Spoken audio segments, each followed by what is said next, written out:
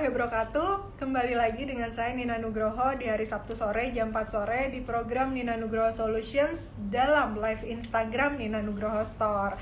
Seperti waktu hari Rabu saya janjikan, hari Rabu kemarin kan terakhir kita ngobrolin tentang pendidikan. Setelah 3 episode kita ngobrolin tentang pendidikan. Nah, di episode yang sekarang ini kita mulai ngobrolin tentang publik. Tentang publik nih, apa aja sih yang menyangkut publik. Yang pertama, hari ini kita akan ngobrol-ngobrol tentang transportasi. Bagaimana sih adaptasi transportasi di era kebiasaan yang baru. Nah, nanti saya akan ditemani oleh seorang narasumber, yaitu Bapak Joko Setijowarno. Beliau adalah seorang ketua bidang advokasi dan kemasyarakatan dalam masyarakat transportasi Indonesia. Kemudian MTI Pusat di Masyarakat Transportasi Indonesia Pusat nih. Kemudian narasumber di berbagai pertemuan ilmiah dan talk show di sejumlah televisi. Dan juga beliau sudah menulis sejumlah buku dan artikel mengenai transportasi. Beliau memang dari masa kuliahnya dulu sudah mendedikasikan dirinya untuk bidang transportasi. Beliau adalah lulusan S2 dari Institut Teknologi Bandung, jurusan Rekayasa Transportasi nih. Wah, pasti seru banget ya ngobrol-ngobrol dengan beliau nanti. Jangan lupa Mbak semuanya siapkan pertanyaan seputar tema tentang transportasi dan adaptasinya di era kebiasaan baru, karena 2 pertanyaan terbaik akan mendapatkan hadiah dari Nina Nugroho Store. Nah, Mbak semua apa kabar nih hari ini? Kemarin sudah melaksanakan Hari Raya Idul Adha. Ada yang kemarin, ada yang hari ini potong-potong kurbannya. Nah, kalau misalnya saya tadi pagi tuh baru di rumah orang tua saya potong kurban. Jadi tadi siang cepet-cepet pulang untuk supaya bisa live sama viewer semuanya. Terima kasih untuk yang sudah bergabung. Seperti biasa, busana saya sore ini hijab dari Nina Nugroho Store, kemudian baju dan juga celana dari Nina Nugroho Store juga. Cek di Instagramnya ya, Nina Nugroho Store. Oke, kita coba undang Pak Jokonya. Apakah sudah bisa bergabung bersama kita? Wow, terima kasih Mbak semua yang sudah bergabung bersama. Nanti jangan lupa ya tanya-tanya, karena benar-benar keren nih topik hari ini nih. Wow, kita coba undang ya beliaunya. Apakah beliau sudah melihat live Instagramnya? Sepertinya belum. Mbak, gimana tadi, masih ada yang pulang kampung? Ada yang pulang kampung? Nah, coba ya nanti kita bahas sebenarnya kalau misalnya menggunakan transportasi publik tuh sebaiknya bagaimana sih prosedur kesehatan yang diterapkan, atau sudah paskah prosedur kesehatan yang diterapkan oleh pemerintah sekarang ini. Nah, kita nanti ngobrol-ngobrol dengan beliaunya gitu. Oke, sepertinya sebentar ya, Pak Joko.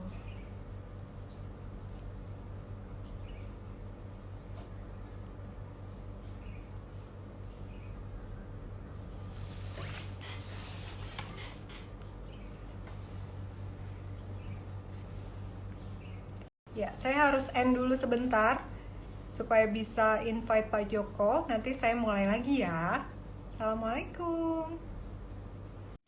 Ya, kita coba untuk nanti invite beliaunya.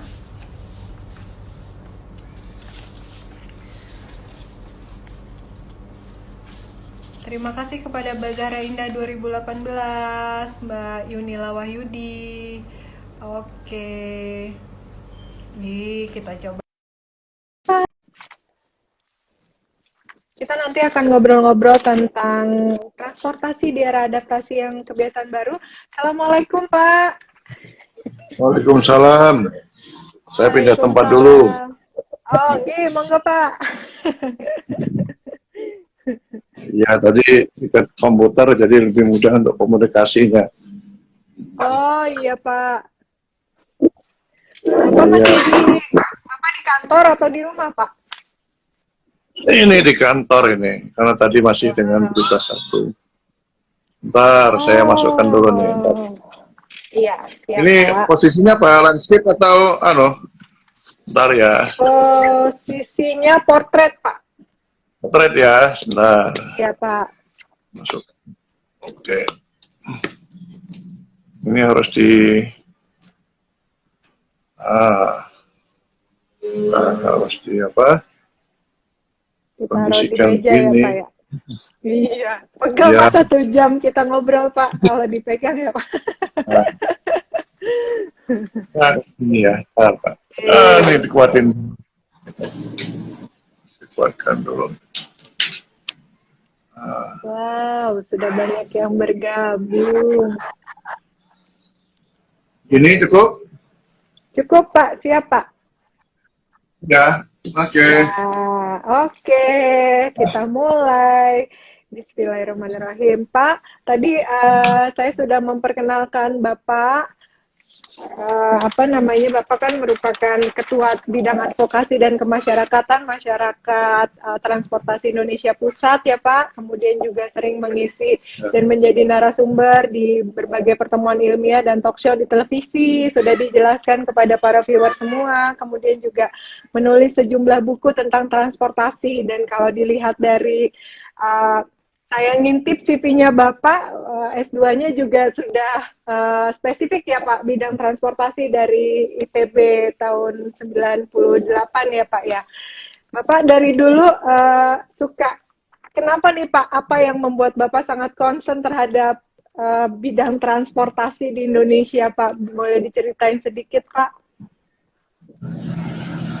Yang jelas saya itu hobinya jalan-jalan. Kalau bidang tamu harus jalan-jalan gitu kan. Iya.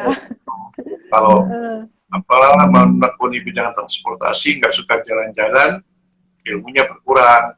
Tapi kalau sering jalan-jalan, nah, ilmunya alhamdulillah bertambah. Gitu. Itu aja. Dan, berkembang berikutnya biasanya kan karena pengembangan ilmu tentunya kan ada ilmu dasar dan ilmu terapannya. Ya, mungkin ilmu teorinya kita lihatlah dari luar negeri itu seperti apa. Nah, namun kalau sudah ke Indonesia tentunya kan akan berbeda. Dan transportasi Indonesia itu di dunia tidak ada yang sama dengan Indonesia. Unik pokoknya. Transportasi Indonesia. Mulai modern di Jakarta sampai yang terbiasa-biasa aja masih banyak itu kan di luar Jakarta. Mungkin yang dekat dengan Jakarta pun katakanlah di Kabupaten Bogor itu kan masih juga ada desa-desa yang nggak terjamah transportasi yang bagus kan. Iya, jadi terinspirasi karena yang pertama hobi ya Pak, jalan-jalan, kemudian juga dengan kondisi Indonesia ini yang unik, Bapak ingin lebih menggali gitu ya Pak ya ilmunya. Wah, luar biasa. Pak, silakan barangkali mau say hello sama viewers nih Pak. Alhamdulillah sudah mulai banyak yang join. Ya, selamat bertemu pada teman-teman karena saya baru kali ini, ya saya sering menggunakan Instagram tuh biasanya cuma memberikan informasi aja, tapi kalau pertemuan dengan Instagram baru kali ini. Biasanya kalau saya mengajar pakai Zoom atau Skype, itu lebih. Kemarin kita coba ini gimana ya? Kan usianya beda, kalau anak muda semua cepat kan, ya, tapi dimanapun kalau seperti saya harus menyesuaikan, kalau enggak nanti ketinggalan kan, seperti sekarang namanya harus biasanya kalau dengan media di Jakarta televisi kan saya harus hadir di studionya. Kalau dulu waktunya sebelum pandemi, padahal posisi saya di Semarang. Nah sekarang saya harus punya kreativitas baru, jadi saya kadang-kadang buat video saya kirimkan gitu kan. Atau kalau mereka mau diskusi ya udah seperti tadi siang dengan berita satu cukup dengan Zoom atau Skype sudah bisa. Jadi artinya ya ini saya harus mengikuti dan biar nggak ketinggalan juga kan. Jadi informasi terbaru teman dengan cara model baru. Seperti Mbak Dina seperti ini kan. Diskusi banyak. Lagi musim adaptasi nih Pak, jadi adaptasi teknologi juga ya Pak ya, sosial media.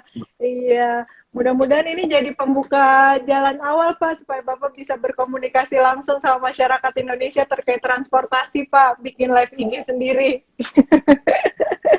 Ya, kalau sekarang Iya. hanya kalau mau apa ketemu dengan teman-teman atau ya akademisi di Papua, di mana kita mau diskusi kan. Kalau dulu kan saya ke Papua, ya sekarang bisa juga ke Papua, cuman untuk menghemat kan, kita buat Iya seminar betul. seperti ini sudah informasi banyak dan Betul. kita banyak kegiatan. Ya alhamdulillah bisa. Tapi jadinya sekarang banyak webinar itu kan jadi apa ya? Pusing juga mau pilih yang mana kan banyak Wah. informasi.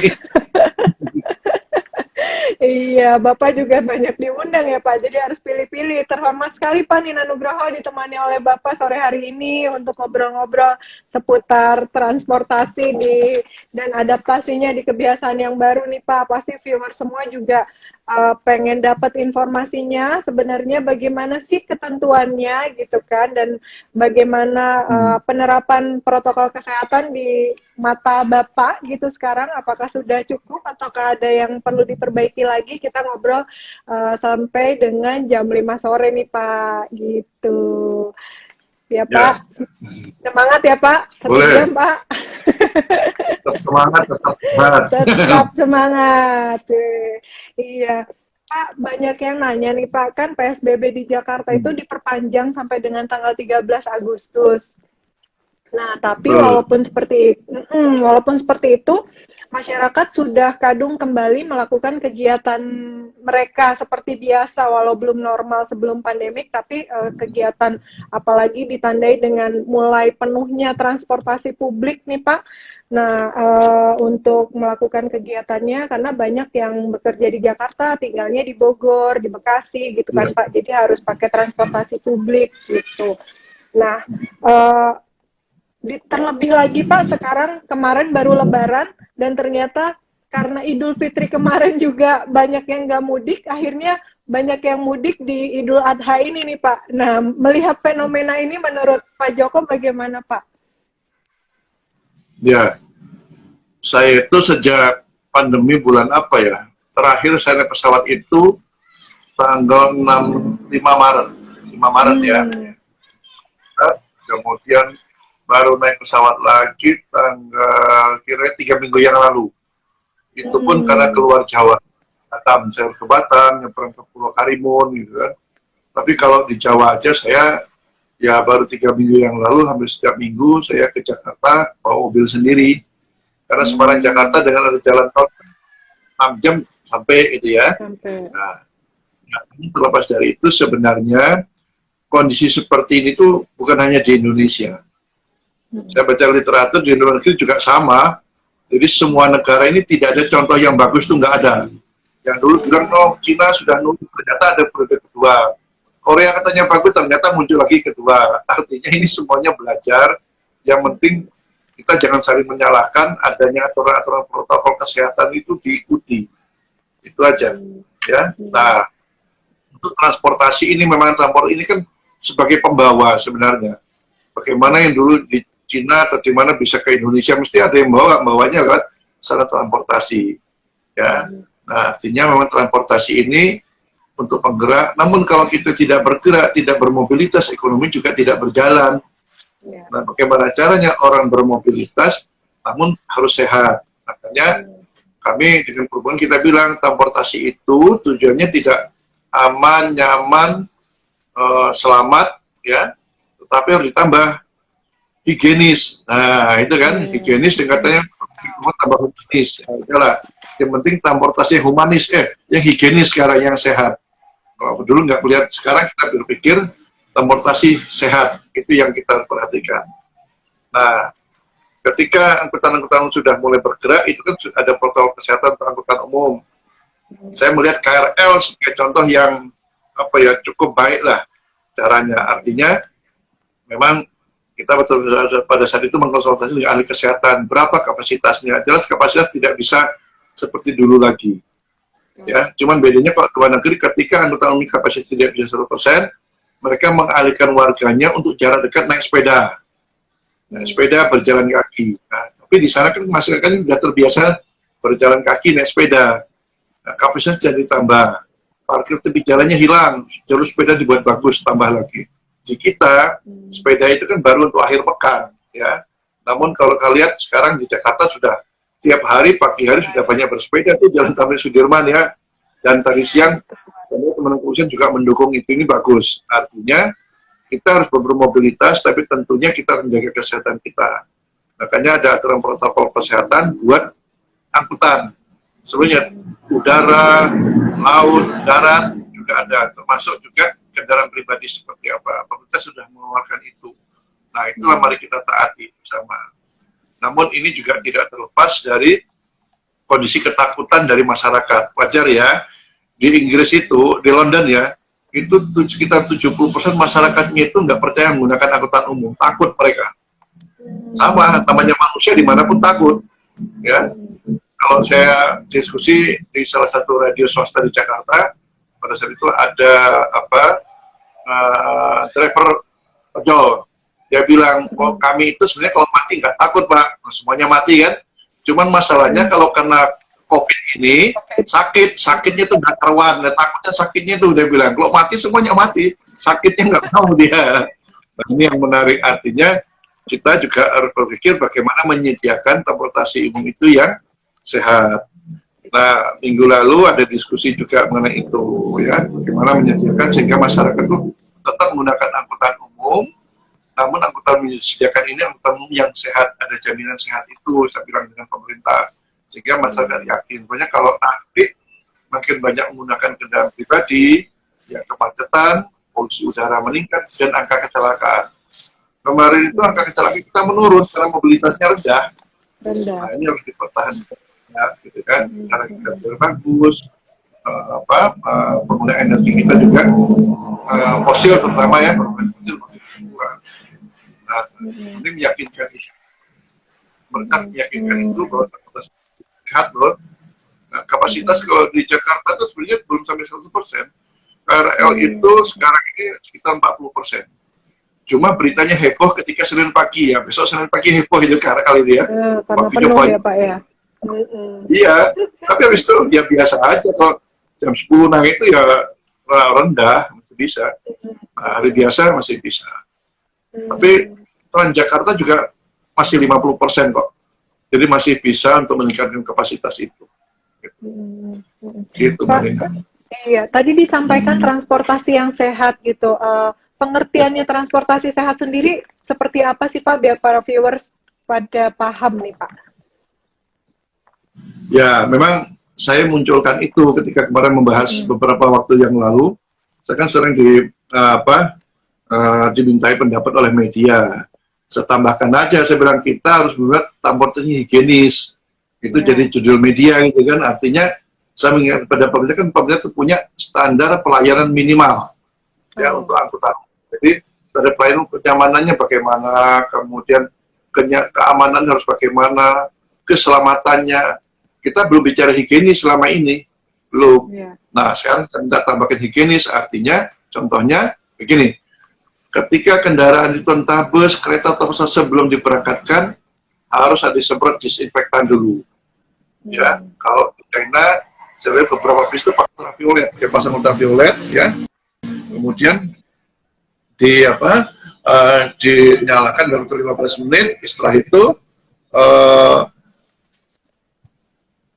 ditunggu 15 menit lagi baru boleh masuk.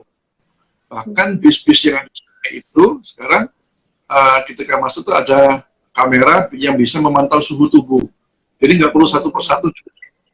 Otomatis itu sudah terekam pengemudi. Nah, kalau ketahuan penumpangnya suhunya di atas 37,8 ya, itu nggak boleh masuk. Nggak boleh naik. Nah, Indonesia sudah mau mengarah ke sana. Karena kami juga membantu di perhubungan, ini di luar Jakarta, membangun public transport yang seperti Transjakarta mulai tahun ini. Nah, itu kita akan dilengkapi seperti itu, ada jaminan itu. Nah, jadi penyemprotan disinfektan, kemudian penumpangnya pun dengan kondisi sekarang kan kita harus pakai masker, ya kan? Kemudian bila perlu ya ada tambahan juga karena itu agak banyak orangnya ya pakai lengan panjang. Sekarang KRL sudah seperti itu diwajibkan ya. Bila perlu tambah lagi perisai muka, facial diberikan. Nah, kalau dia mau berdekatan seperti kursinya, ya itu masih kalau bis 4 ya 2-2, itu bila perlu tengahnya dipasang seperti kereta bandara. Jadi ada pembatas, ya pembatas pakai paper lah, gitu ya.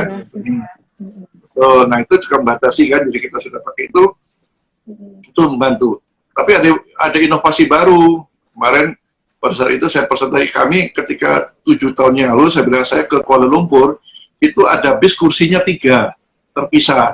Akhirnya sekarang ada bis coba, sekarang bis kursinya itu dibuat 3. Jadi satu dalam satu deret juga terpisah gitu. Nah ini mungkin nanti bis-bis antar kota seperti itu, ya jadi kapasitasnya bisa bertambah. Namanya bis, ya ini baru diluncurkan lah, ya untuk antar kota.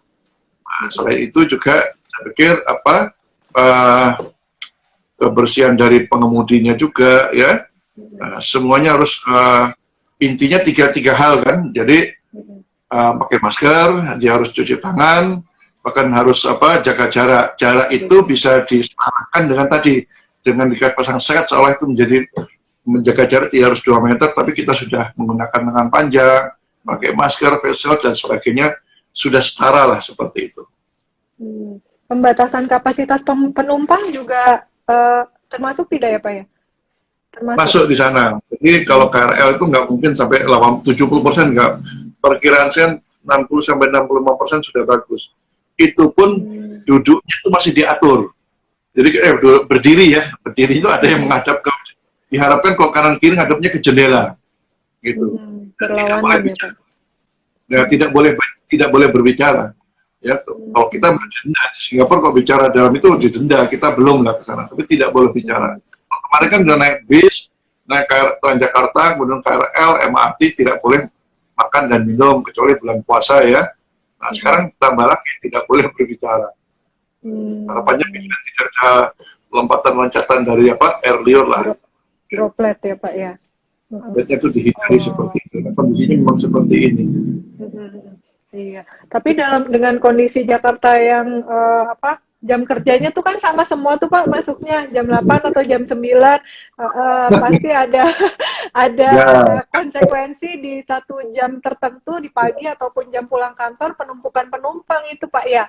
Itu apakah ada solusi yang ditawarkan atau bagaimana sebaiknya ya Pak? Iya, jadi sebenarnya kalau kita lihat di Jakarta ini, khusus Jakarta ya, ini penanganan kita baru bicara di hilir. Hulunya belum dibicarakan. Karena apapun, transportasi itu adalah derivat demand. Artinya kebutuhan turunan dari aktivitas tata guna lahan. Intinya di situ. Sehingga yang harus diatur adalah demand-nya, manajemennya, travel demand, dari pola perjalanannya. Ini harus diatur di hulunya. Hulunya ini belum diatur. Yang sebenarnya masih bisa ada peluang untuk mengatur itu. Memang di Jakarta dicoba ada 3 hal ya. Namanya mengatur pola shift kerja. Kedua, mengatur pola kerja, masuk kerja dan tidak. Atau yang ketiga, menambah jumlah armada angkutan umumnya. Nah, dicoba untuk mengatur jam kerja, shift kerja. Mungkin dengan selang waktu 3 jam. Ternyata nggak bisa. Karena apa? Kalau luar negeri masih bisa. Karena apa? Karena masyarakat di Bodetabek ini, dari rumah, katakanlah menuju stasiun, ini dia nggak punya angkutan umumnya. Jadi first mile-nya, last mile-nya tuh jelek sekali. Nah, beda sama luar negeri. Kalau saya punya pada rumah saya jalan kaki, saya bisa menghitung berapa menit sudah sampai halte atau stasiun. Di Indonesia nggak bisa seperti itu. Ini kelemahan kita selama ini. Dulu di era Presiden Soeharto, terlepas dia siapapun, itu ada hal yang bagus.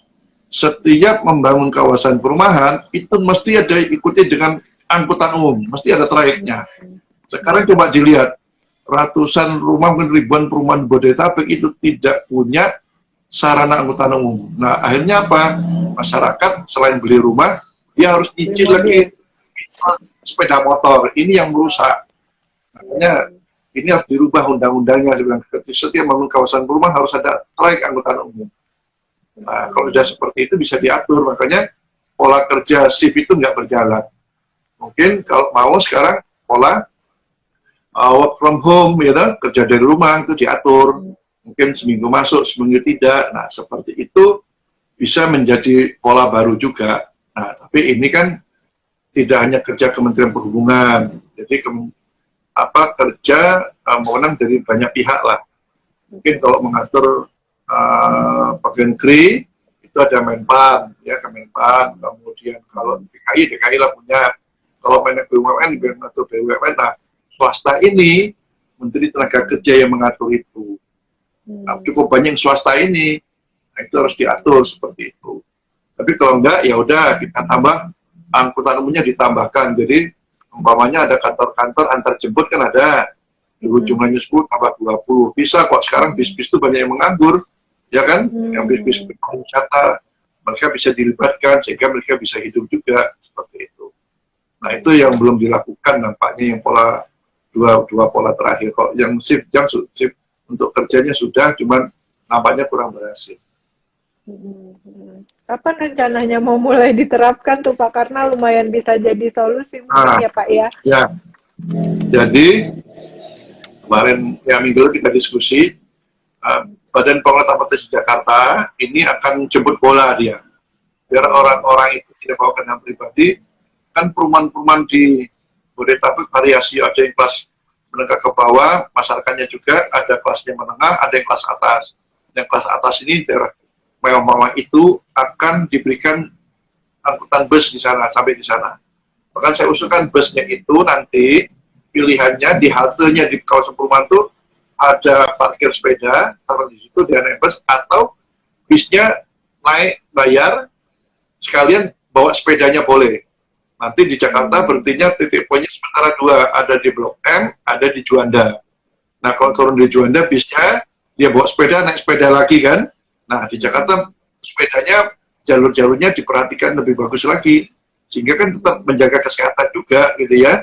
Nah, itu tarifnya kemarin nggak salah 25 ribu, 2 kali PP 50 ribu, masih lebih murah ketimbang saya coba hitung karena sehari-hari itu habisnya kalau bawa nyetir sendiri ya itu bisa habis 75 ribu ya, berarti bisa menghemat kan, nggak macet, bisa sehat juga naik sepeda kan. Nah, di angkutan bisa tidur. Nah, ini akan dicoba mulai minggu depan beberapa titik. Cuman kendalanya katanya dengan apa ya, angkot yang ada itu ya biasalah, saya pikir seperti itu. Nanti Pemdanya harus punya pola baru terhadap angkot ini, karena angkot itu jangan dipertahankan. Orang nggak mau lagi kalau naik angkot, lama-lama kan takut juga kan. Nah, seperti Jakarta yang Jack Lengko itu kapasitasnya nggak boleh penuh, nggak salah 3 cuma 4 orang aja, ini harus jaga jarak kan. Nah, tapi kalau di daerah apa tuh masih seperti itu, makanya Kementerian Perhubungan punya pola baru lagi untuk membantu Pemda bagaimana menata transportasi umum di daerah gitu. Agak panjang ceritanya, tapi cukup sekian dulu aja, nanti lainnya yang penting kita memberikan jaminan orang mau naik angkutan umum tapi angkutan umum itu sehat. Itu. Higienis ya Pak. Iya, memang kompleksitas transportasi luar biasa sekali Pak, 11-12 dengan pendidikan ya Pak ya. Iya. Masya Allah, iya karena kan daerah di Indonesia tidak, penyebarannya kan jauh ya rentangnya Pak, daerah perkotaan itu standarnya juga jauh gitu perbedaannya. Jadi masyarakat juga ya tingkat pendidikannya banyak yang beda, dari pemerintah juga kan penerapannya kalau dibuat per daerah juga ya bingung juga kan, sekarang semuanya kesusu kalau bahasa Jawanya Pak, semuanya harus cepat-cepat, harus diadaptasikan secara cepat supaya masyarakat bisa dapat transportasi yang higienis itu gitu. Saya suka sama istilahnya Pak, transportasi higienis gitu. Wah, perlu diviralkan Pak. Betul. Jadi kemarin saya punya pengalaman ketika ke Pulau Karimun. Itu ceritanya Pulau Karimun dari Batam kita nyebrang kira-kira 1 jam lah pakai kapal cepat gitu ya. 1 jam. Saya lihat di sana lebih penanganannya meskipun daerah ya, tapi dia lebih serius. Dia pisahkan antara mana yang bukan penduduknya, penduduk artinya Pulau Karimun, ya, dipisahkan. Kemudian kami itu diminta suratnya, diminta beneran mana surat kesehatannya, seperti apa. Jadi nggak boleh sembarangan. Kita lihat ke daerah lain nggak seperti itu, padahal itu kabupaten kecil. Karena mereka menjaga agar tidak banyak tertular. Katanya di situ hanya ada positif 7. 7 alhamdulillah sehat semua. Nah, mereka jaga bener gitu kan. Nah itu bagus. Tapi kan saya lihat tidak semua Pemda serius juga gitu kan. Kalau belum ada kejadian, nanti dulu.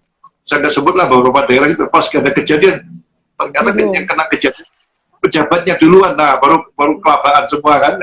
Kalau rakyat biasa dianggap hal biasa.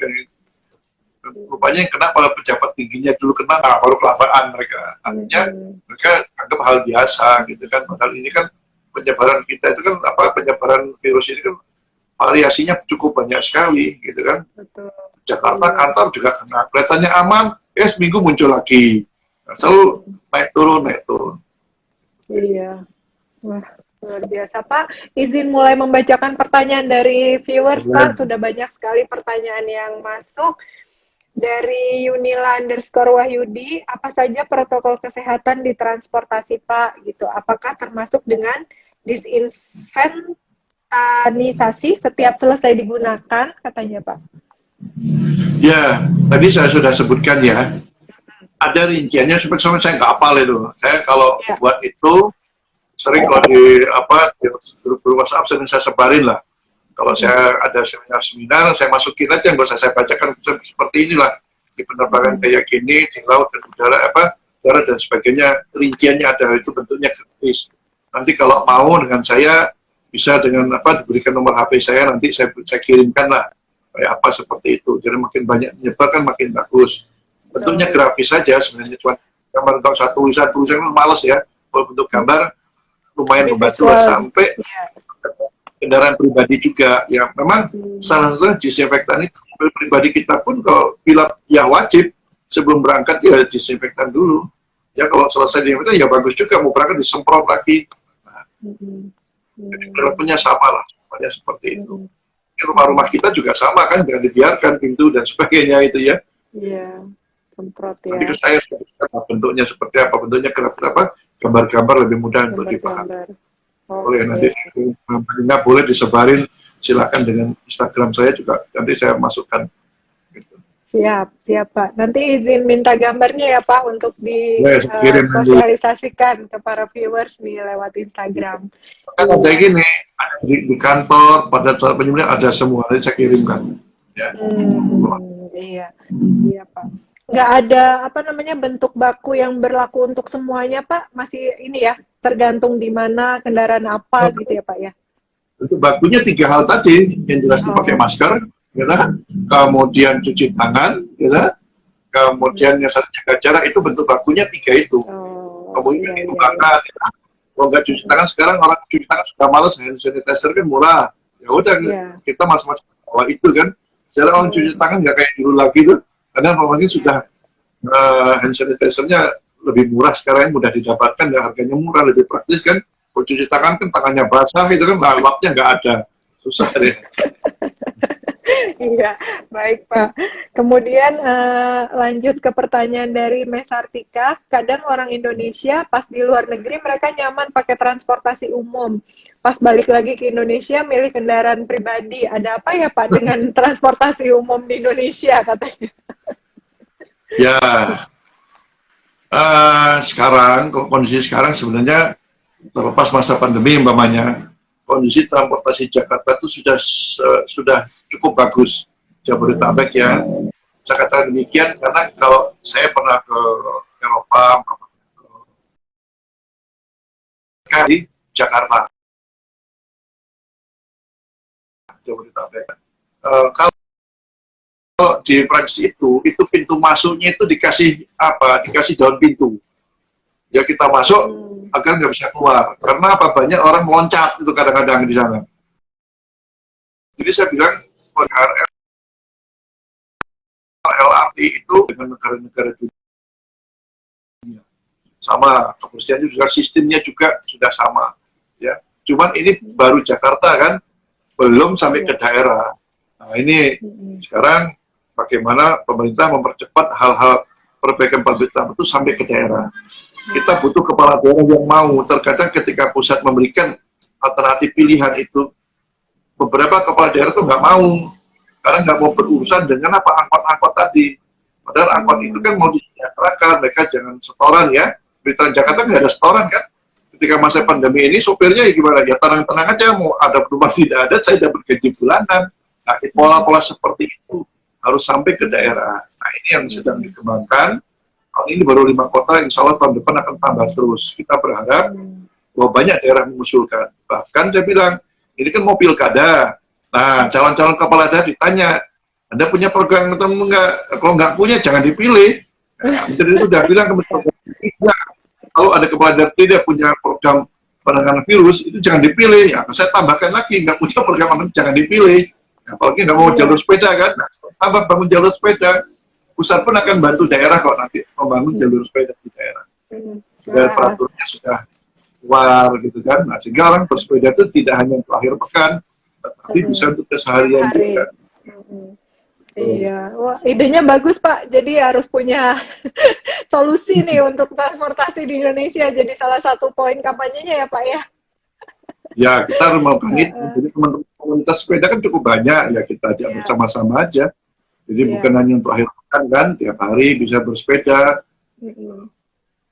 Iya, baik Pak. Kemudian katanya bagaimana dengan kondektur Pak? Apakah diwajibkan memakai sarung tangan?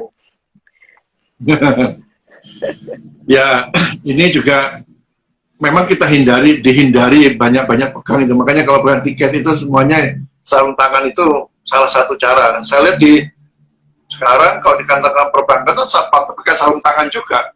Ya kan dia pegang banyak pegang itu kan, habis itu kan bisa dibuang. Nah itu lebih baik. Saya pikir kalau kita banyak bersentuhan itu, sarung tangan adalah salah satu cara untuk menghindari menempel, kalau virus itu menempel pada tubuh kita. Tapi setelah digunakan sehari harus dibuang. Sekarang sarung tangan saya tanya murah juga itu, ini karet-karet tipis-tipis itu kan, ya nggak apa-apa. Lagi untuk pelayanan. Kadang-kadang kita ke ATM saja lah, meja-meja itu kan tutnya itu juga ngeri-ngeri juga kan. Ya, saya bawa semprot dulu kan, semprot baru dipeja, semprot lagi. Nah, kita hindari karena banyak orang menggunakan. Iya. Luar biasa. Pak, pertanyaan lagi Pak dari Widowati_Wijaya. Jika ada pembatas kapasitas penumpang, bagaimana dengan biaya transportasinya Pak? Apakah tetap atau ada kenaikan katanya Pak? Ya, ini masih jadi problem juga kan.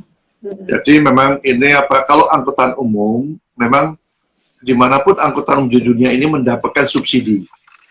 Dalam Undang-Undang Lalu Lintas sudah ada tuh namanya subsidi harus diberikan, ya. Tetapi ada angkutan yang sifatnya eksekutif, ada kereta eksekutif. Namun di sana sudah tarif diatur oleh pemerintah. Ada batas bawah, ada batas atas.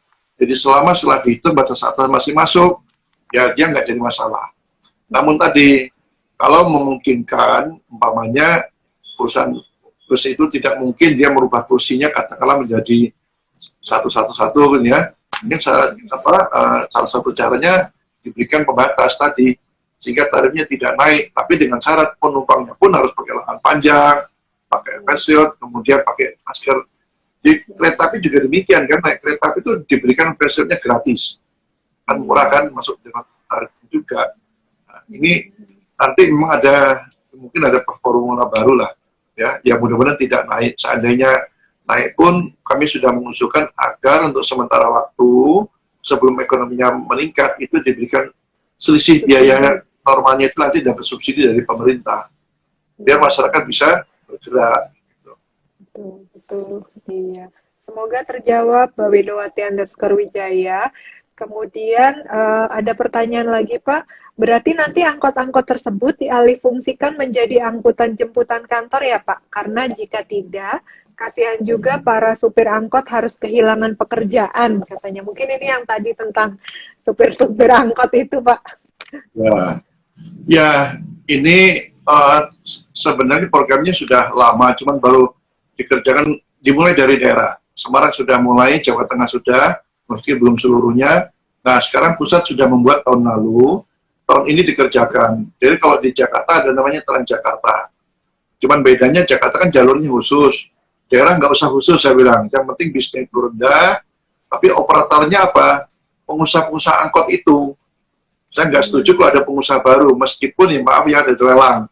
Saya minta perusahaan besar jangan ikut. Kasihan toh teman-temannya sendiri di daerah, nanti kalau yang Jakarta ikut, di daerah dapat apa nanti kan? Biarlah mereka yang menjadi apa ya, menjadi operator di daerah masing-masing. Nah itu tadi angkot-angkot terlibat, mereka nanti berbadan hukum, berkonsorsium, ya. Mereka supaya dapat gaji tetap. Pengusahanya pun itu mendapat keuntungan nanti dari usaha semuanya, itu masih dapat gaji disisihkan 10%. Jadi memang itu tujuan pemerintah seperti itu. Bahkan tahun ini untuk pelaksanaan itu sampai bulan Desember gratis, nggak bayar itu. Nanti baru tahun depan dibayar. Nah tahun depan akan tambah lagi, tahun itu kotanya Medan, Palembang, Jogja, Solo, sama Denpasar. Baru 2 yang diluncurkan, Palembang sama Solo. Tapi Solo masih tambah lagi, mungkin September nanti akan ada tambahan tuh Medan, karena busnya bus baru semua, ya, busnya baru dengan protokol kesehatan. Nah nanti gratis sampai Desember. Nah tahun depan insya Allah akan ditambah 4 kota lagi, ada Bandung, Banjarmasin, Surabaya, sama Makassar. Saya berharap tahun depan tidak hanya 4 kota, kalau ada daerah lain mengusulkan, ya kita carikan lagi Menteri Keuangan penambah itu. Memang sementara dari APBN. Mungkin nantinya tidak hanya APBN juga, swasta pun bisa memberikan itu juga dari CSR-nya untuk membantu itu. Kalau saya melihatnya di luar negeri lah, itu angkutan umum disubsidi, bahkan subsidi bukan oleh pemerintah. Swasta itu keuntungannya apa? CSR-nya itu dikumpulkan untuk memberi subsidi, tapi karyawannya tidak dapat uang transportasi lagi. Suruh naik angkutan, yang angkutannya lewat di depan rumahnya, dekat rumahnya, dan tempat dia bekerja. Iya, mungkin juga bisa dialihkan trayeknya untuk mendekat ke perumahan gitu juga ya Pak ya, mungkin ya, supaya bisa. Itu wajib itu, kalau itu wajib. Saya keliling daerah, salah satunya mengevaluasi kota-kota, kita lihat, wah ini kurang dekat, panjangkan lagi, biar masyarakatnya kalau jalan kaki, hitungannya yang maksimal 500 meter lah di jalan kaki, kalau bisa 300 meter jalan kaki. Nah dengan COVID ini, ya ditambahkan lagi di situ mungkin ada parkir buat sepeda park and ride-nya kan. Nah, dia parkir sepeda, kalau jalur kan parkir sepeda di sana gratis, umpamanya gitu dia naik.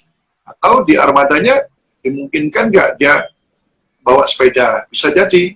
Kan KRL juga bawa sepeda, nah, ini bisa bawa sepeda, tapi biar nggak penuh sekali, ya sepedanya mungkin sepeda lipat, umpamanya gitu ya. Ini inovasi-inovasi baru, biar masyarakat tidak kejauhan. Nah, tadi kembali lagi memang ini kesalahan kita selama ini, kalau bangun kawasan perumahan itu nggak ada trayek angkutan umum, itu jadi masalah. Iya. Tuh, kita sudah Iya, makanya sekarang motor banyak banget ya Pak. nah, tadi orang terpaksa beli motor. Iya, karena nggak ada akses transportasi. Nah, jadi pilihannya begitu. Ya mudah-mudahan, nah ini masih proses terus. Jadi kita dorong pemerintah daerah untuk menata angkutan umum, pusat akan memberikan bantuan itu. Baik, iya Pak. Kemudian dari Asma Rahani _Frensia, ada pembatasan pada penumpang tentunya Pak, nanti akan ada kebijakan barukah tentang biaya lagi nih Pak. Karena kemarin pengalaman Bapak saya naik kendaraan umum keluar kota, biaya transportasinya sudah naik katanya Pak. Ya, memang ada yang naik. Namun ini kan masih atas batas bawahnya itu. Makanya nanti kalau tahun ini nampaknya pemerintah kalau bis bisa antar kota ya, memberi subsidi nggak mungkin karena anggarannya sudah tahun lalu. Tapi kemungkinan tahun depan bisa, karena sekarang buat anggaran, tahun depannya bisa dilaksanakan. Minimal saya bilang angkutan antar kota itu untuk akhir pekan. PJKA pulang Jumat kembali Ahad itu kan banyak ya. Nah itu minimal buat orang yang orang Jawa Tengah, dia keluar kerja di Jakarta, akhir pekan dia pulang, itu banyak itu seperti itu. Nah, ketika akhir pekan dia dapat subsidi, tapi kalau harian nggak usah, kan berbeda. Sama halnya KRL itu kami usulkan ketika itu hari-hari hari kerja subsidi, 1 minggu itu bukan hari kerja, itu banyak yang pelesiran, itu subsidi dicabut. Sehingga itu bisa dialihkan apa? Kita buat bus-bus ke kawasan perumahan, itu dapat subsidi untuk kawasan kelas menengah. Jadi pengalian subsidi lah. Kalau Sabtu Minggu kan orang bepergian, kan orang yang mampu tuh jalan-jalan nggak perlu disubsidi kan.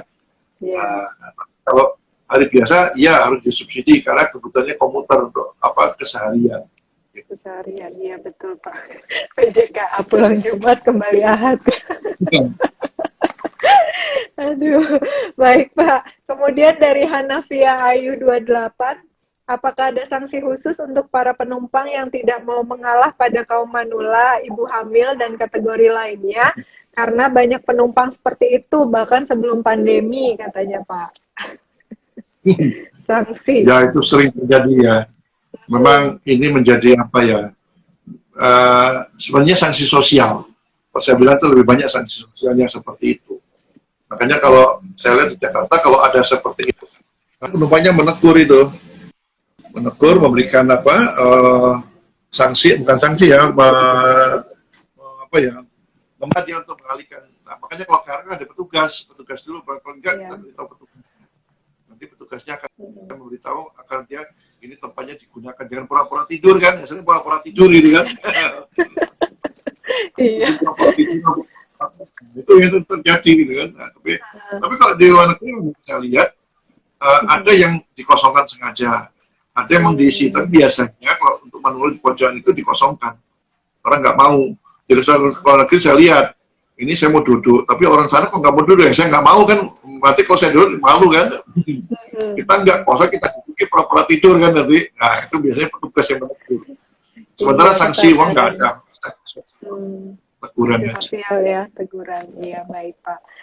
Kemudian ada, Pak udah capek belum? Nggak apa-apa ya Pak, pertanyaannya nih banyak nih Pak. Iya, tadi kan semangat ya Pak ya. Nih. Iya, lanjut ya Pak. Ada pertanyaan, apakah semua angkot bisa diberlakukan cashless katanya, karena semua tap pakai kartu. Jadi semua tiket di tap pakai kartu seperti Transjakarta katanya Pak. Angkot cashless mungkin tidak. Bisa saja, tapi kan di Jakarta sebelum semua angkot ikut program Jaklingko kan, masih ada yang biasa itu kan. Nah, kalau semuanya ikut, bahkan yang Jaklingko kan gratis kalau Jakarta kan. Kalau saya cashless malah gratis kan dia, nggak usah bayar kan. Iya. Jalan Jakarta kan kalau kamu kan sempit-sempit, sehingga yang bisa adalah angkot seperti itu. Nah, itu karena Jakarta punya anggaran cukup besar menggratiskan itu bagus, ya biar orang mau beralih menggunakan angkutan umum juga, gitu lah. Mulai dari yang kecil, kawasan kampung. Gitu. Oke. Kemudian kembali ke ini lagi Pak, yang kebijakan ganjil genap diberlakukan mulai pekan depan, apakah situasinya memungkinkan? Gimana tuh Pak? Ya, ini ditanya itu, makanya saya itu setiap minggu mesti buat, karena pertanyaan wartawan itu sama, saya menulis terus kan capek juga kan jawab, saya buat tulisan, saya kan bisa. Itu sedang acara seperti ini, banyak ini saya sudah matikan tadi kan, jadi banyak yang telepon, biasanya saya udah siapin tulisan, jadi intinya ini. Tadi sudah saya katakan di depan bahwa sebenarnya pengguna angkutan umumnya masih ada peluang itu. Namun kalau dibiarkan cenderung memang menggunakan kendaraan pribadi, khususnya sepeda motor. Saya dapat informasi di beberapa stasiun, itu yang dulunya banyak parkir sepeda motor, mobil sekarang sudah berkurang. Nah, disinyalir ini pindah ke sepeda motor ketakutan tadi. Nah, maka oleh sebab itu, sekarang caranya ya angkutan, kalau KRL-nya pada jam tertentu, terutama Senin pagi nggak bisa ditambah lagi lah. Terutama Jakarta Bogor nggak bisa, itu sudah mentok lah. Sudah kapasitasnya, keretanya sudah maksimal 12 satu rangkaian transformasinya, kemudian DW-nya juga sudah maksimal, nggak bisa ditambah lagi. Nah, kan ada bis-bis gratis sementara, tapi ini nggak boleh gratis selamanya. Ternyata mentang gratis, langsung naik gratis semua. Ini kan nggak boleh saya bilang. Tapi harus bayar, tapi dilihat kemampuannya. Ya, jadi ada bis yang disediakan di stasiun, nanti ada bis yang jemput bola ke kawasan-kawasan perumahan itu. Nah, sehingga dengan seperti itu nanti orang ada pilihan. Kalau dia ganjil genap, tapi ganjil genap ini kan tidak satu hari penuh sebenarnya. Ya kan cuma parsial aja pagi sama sore. Beda sama Asian Games lalu, ketika Asian Games satu hari penuh kan dari pagi sampai jam 9. Efeknya luar biasa itu kan. Tapi ini kita dicoba oleh pemerintah DKI, diingatkan Bali ini sudah pernah ada, jangan sampai lupa lagi. Yang paling banyak memang sepeda motor ini. Nah ini mau nggak sepeda Iya. motor dibuat ganjil genap ya, rencananya kan begitu. Hmm. Tapi yang jelas orang diberikan alternatif dulu lah. Kita nggak boleh nggak ada alternatif kan kasihan juga dia nanti nggak bisa bermobilitas. Betul. Wow. Oh, jadi ganjil genapnya parsial ya, Pak ya? Kayak dulu lagi ya? Nggak full ya, Pak ya? Ya, Yang sama. sekarang ini. Jadi kalau semacam itu mau pakai ya nggak apa-apa. Hmm. Atau kalau pulang malam sekalian di atas jam 9 gitu kan nggak berlaku lagi. Bisa. Iya. Bukan jadi alasan, Pak. Nggak cepet-cepet pulang, bilangnya ganjil genap. Nah, jam kerjanya sebenarnya jam kerja mulai jam 11 gitu kan, pulangnya jam 10 malam, bisa-bisa aja kan. Oh, iya. Baik, Pak. Kemudian, oke, ini Pak. Sebentar lagi kan waktunya udah mau habis nih Pak. Nah sebenarnya bagaimana sih kebijakan yang paling rasional katanya Pak agar ekonomi mulai menggeliat namun masyarakat tetap terlindungi dari COVID-19 ini kalau menurut Bapak? Ya COVID-19 ini ada sisi positif ada negatifnya. Kalau saya bilang ya kalau sisi dari sisi transportasi saya bilang ini peluang bagi pemerintah untuk menata transportasi umum. Ya karena kalau ada angkot-angkot itu jelas orang nggak takut lah, jadi harus ditata kembali. Tapi di sisi lain juga ada ketakutan menggunakan angkutan umum. Ya tentunya yang rasional orang harus bergerak bermobilitas biar ekonomi menggeliat. Tapi tentunya harus menjaga kesehatan, itu penting. Kalau kita nggak bergerak, nggak berjalan nantinya, ekonomi nggak jalan, malah kita mati, gitu kan. Mati ekonomi katanya lebih baik mati karena sakit daripada ekonominya, gitu. Tapi ya jangan mati karena dua-duanya juga, nggak boleh. Nah, meninggalnya bukan karena sakit ekonomi, tapi memang sudah takdir, itu lebih baik, gitu kan. Oleh sebab itu, ini semuanya belajar lah. Kita tidak ada satu negara pun yang berhasil sukses itu nggak ada.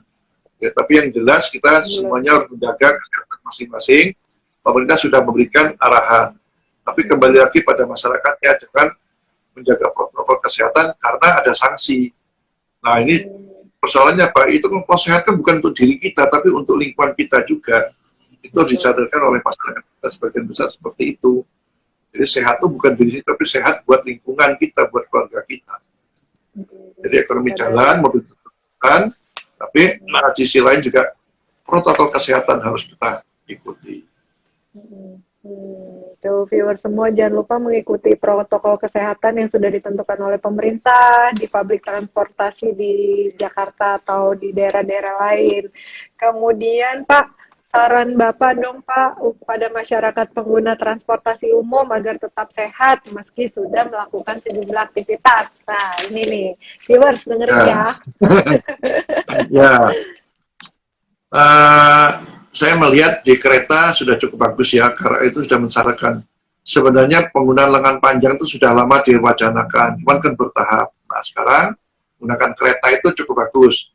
Sekarang pakai masker juga kita harus tambah lah, pakai face shield ya, bersih muka, kemudian lengan panjang, kemudian jangan itu berdesakan. Kalau ada kereta masih bisa mungkin berikutnya saja, jangan memaksakan sendiri, karena apapun sekarang kereta mulai Senin sudah normal sampai malam.